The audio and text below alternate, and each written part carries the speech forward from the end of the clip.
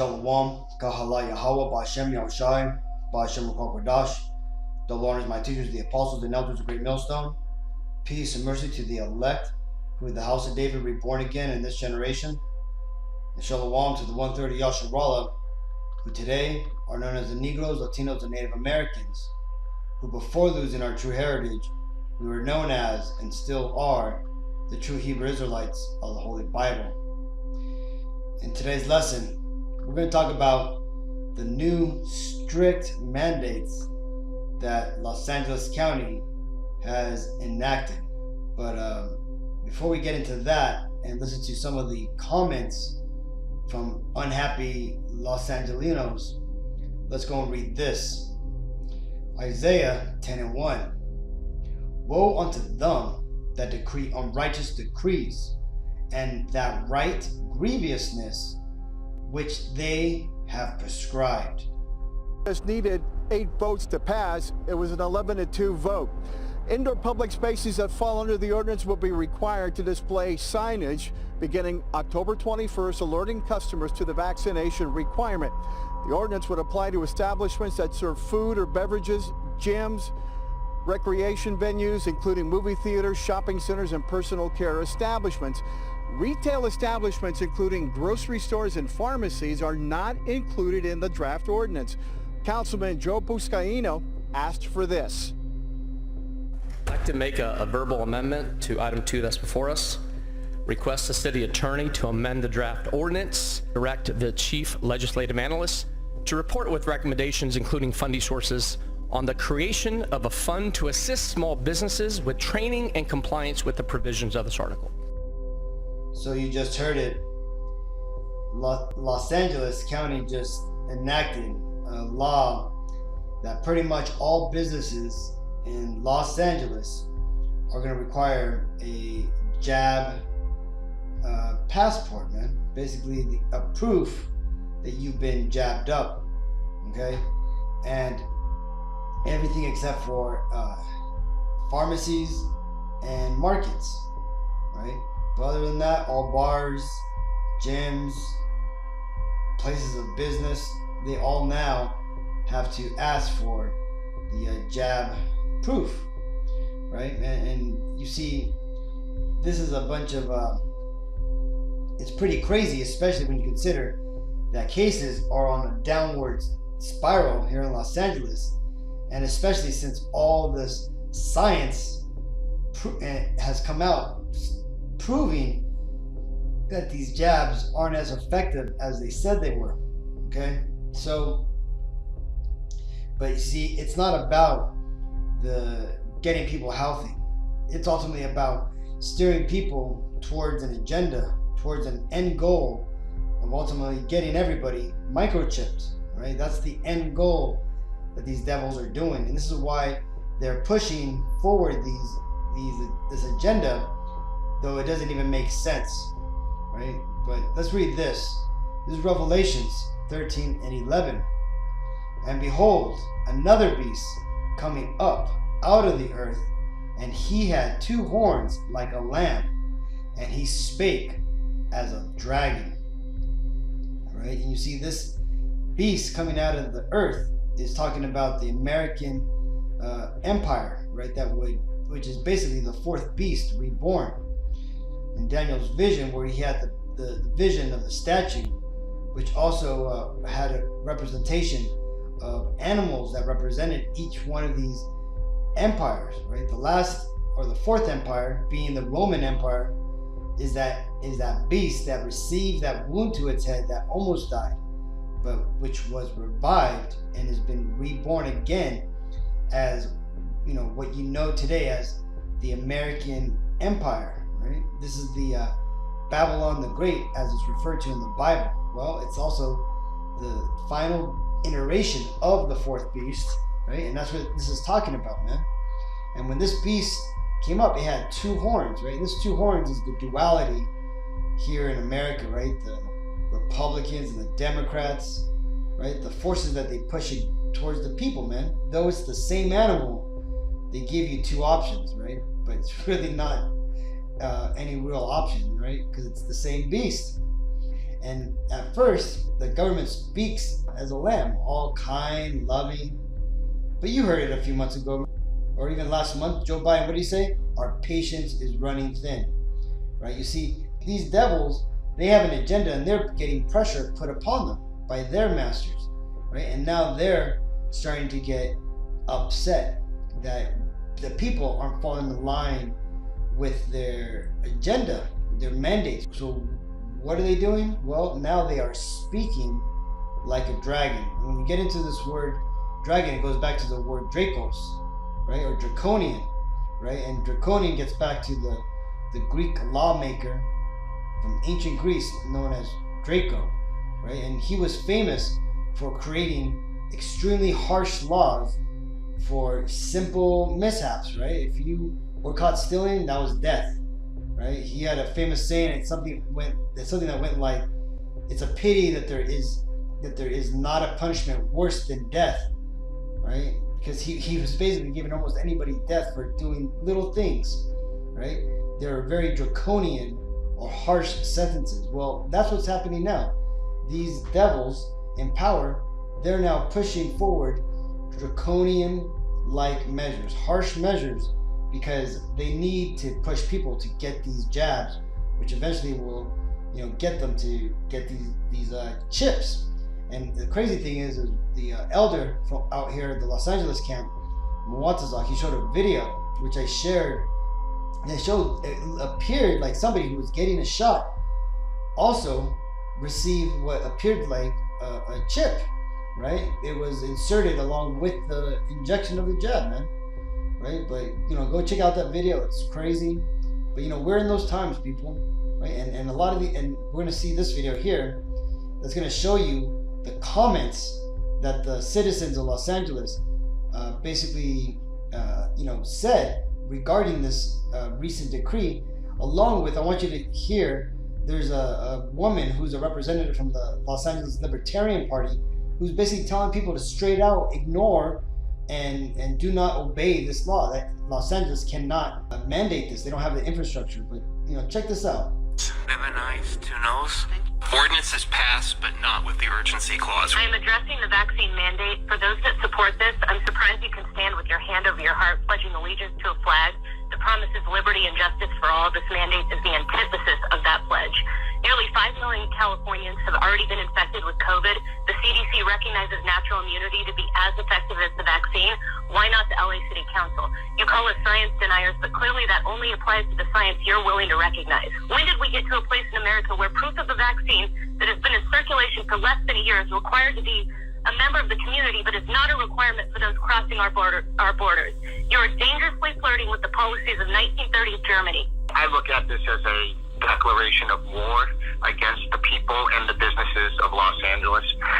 Passing this motion was just a disgusting display of hubris and ego, and any of you who voted for it are literal fascists. With this COVID vaccine, you're basically saying that the problem is those who have not been vaccinated are dangerous to those who are vaccinated.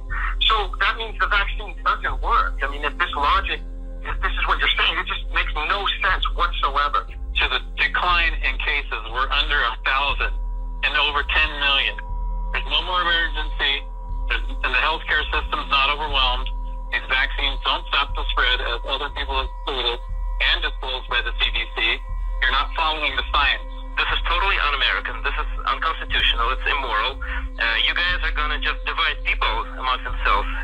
My name is Angela McArdle, and I'm the chair of the Libertarian Party of Los Angeles County. We will be seeking to overturn the mandatory vaccine ordinance, either by initiative or referendum. But in the meantime, I want to urge everyone to participate in mass noncompliance. The city doesn't have the infrastructure to enforce this law, and if we work together, we can overwhelm their system quickly. But in the meantime, I want to urge everyone to participate in mass noncompliance. The city doesn't have the infrastructure to enforce this law, and if we work together, we can overwhelm their system quickly. But in the meantime, I want to urge everyone to participate in mass noncompliance. The city doesn't have the infrastructure to enforce this law, and if we work together, we can overwhelm their system quickly. So who are these people serving? Who are you serving? Who are you serving? Big corporations, billions and trillions of dollars. big corporations, not the people of the city of Los Angeles.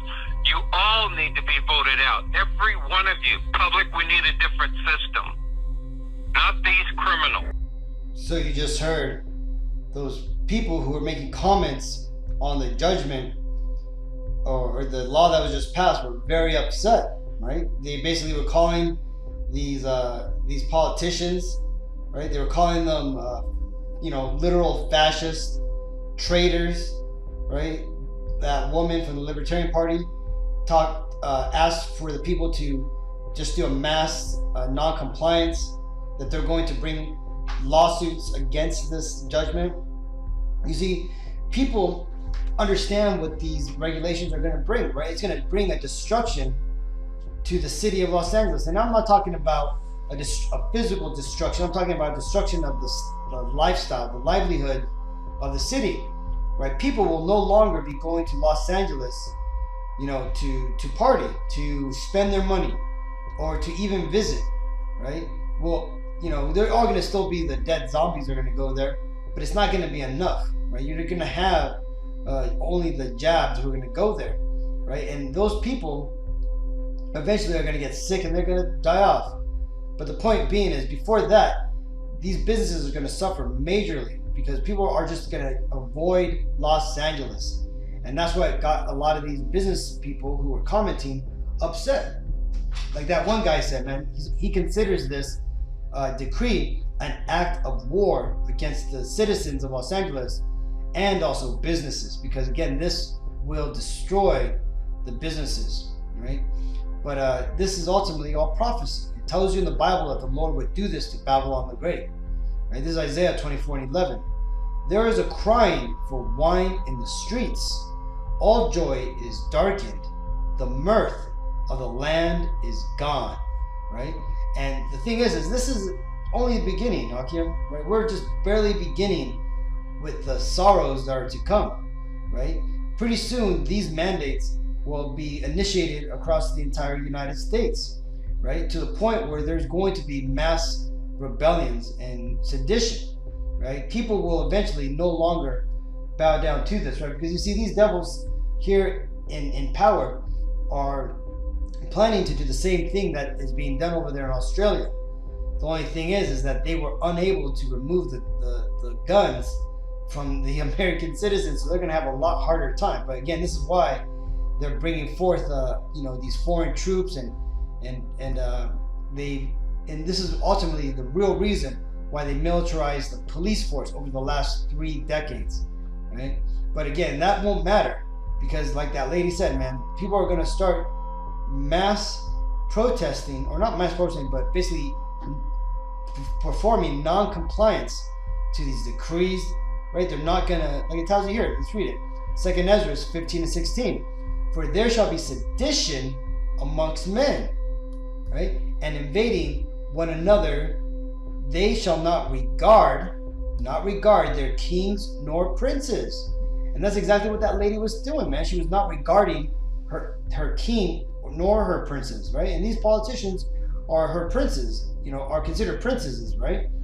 These are the people, the nobles of the land, who have set these laws, man. But what did she say? She encourages everybody to perform a mass non-compliance on these new decrees.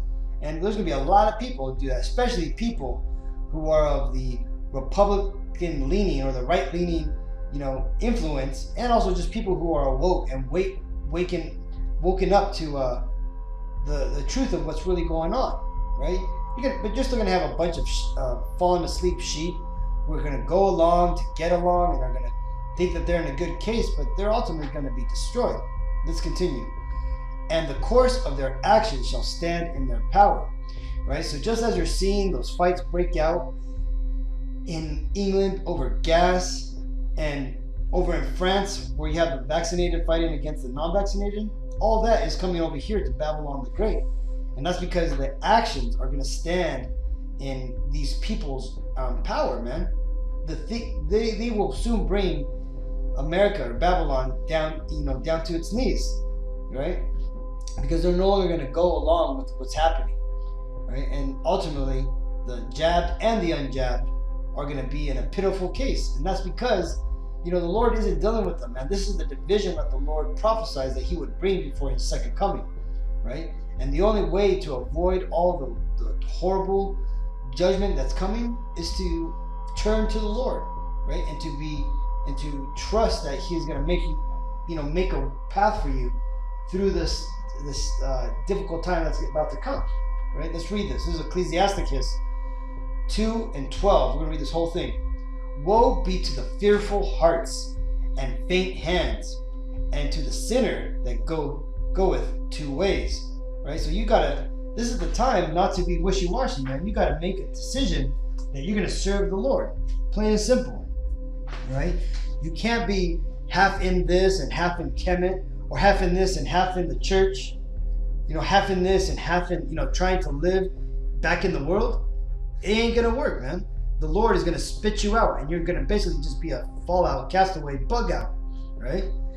Woe unto him that is faint-hearted, for he believeth not. Therefore shall he not be defended. Woe unto you that have lost patience, and what will ye do when the Lord shall visit you? You see, because what's going to ultimately happen is that everybody's being tested, man. Look at those recent NBA players, man. The Lord visited them, right? They were getting tested, right? There's a recent video that came out where one of the brothers posted about this girl who was talking about how in their Bible study group, one of them went to go study or observe a silversmith, right? And the silversmith explained that when he was refining the silver, that he had to keep a close eye on it, right? Because because that's how he would get impurities out of it, is by putting it into the hottest part of the fire. But he would have to keep a close eye on it, or else it would be damaged, right? And the thing is that the lady had asked him, well, how does he know once it's been purified? And the silversmith said, when he could see his reflection in it, right? You see, so once you start reflecting the image, the wisdom that the Lord has in the Bible, when you just start thinking that, when you start regurgitating those thoughts, those mindsets, you have the Holy Spirit in you, right? And in that case, the Lord is going to defend you, right? Just like how he defended me and my family, right? But what are you going to do when the Lord visits you, when he puts you into that hottest part of the fire, when he tests you? What are you going to do? Are you going to fold like those NBA players, right? And just start moaning and moping about, talking about, well, I guess my body's not really mine, right? Who the fuck cares? Now his ass is done for, man. He took that jab and he's going to take the chip, right? Verse 15, they that fear the Lord will not disobey his word, and they that love him will keep his ways. And that's exactly what I just, said right now, man, right? If you are in this truth and you're adamant about it, man, you're going to stick to what the Bible says. You're not going to let nobody fold you over with pressure or scare tactics, man. No, man. It's just a job. It's just a tooth. It's just, a night out of entertainment, right? I'd rather, me and all the Akim out here who are sincere in this truth, we'd rather, give all that up than disobey and upset the Lord, right? Verse 16, they that fear the Lord will seek that which is well pleasing unto him, and they that love him shall be filled with the law. They that fear the Lord will prepare their hearts and humble their souls in his sight, saying, we will fall into the hands of the Lord and not into the hands of men. For as his majesty is, so is his mercy, right? So all these people out here, man, who folded, who took freaking that jab because they were afraid to fall into the hands of man, right? They were going to lose their job. They were going to lose their NBA, career, right? Those people, they're done for now, man. They may be okay right now, but wait until the Lord gets back. Wait until those jabs, those snake bites, start to take effect. They're going to be in a pitiful case, right? But I just wanted to show you these new mandates out, Akim, and I wanted to show you that people are upset about it, and this is only fulfilling prophecy. So with that being said, I want to give all praises to Yahweh, Ba'Shem Yahushai, Ba'Shem Ruach HaKodesh. Double honors my teachers, the apostles and elders of the great millstone. Peace and mercy to the elect. Shalom.